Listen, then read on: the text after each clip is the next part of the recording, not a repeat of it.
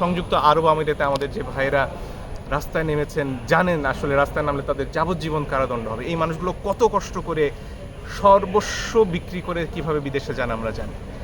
সেই মানুষগুলো যখন রাস্তায় নেমেছেন যে তাদের জীবন শেষ হয়ে যাবে, তারপরে তারা প্রতিবাদ করেছেন। এরপরে আমাদের মতো আমরা যারা আরামায়েশে এতগুলো বছর কাটিয়েছি, তাদের আসলে ঘরে বসে থাকার কোনো সুযোগ আছে বলে আমার কাছে মনে হয়। ব্যক্তি জীবনে আপনার কয় সন্তানের জনক এবং স্ত্রী? আমার এক সন্তান, কিন্তু সেটা বললে ভুল হবে, কারণ আসলে আরও অনেক সন্তান স্রষ্টা আমাকে দিয়েছেন।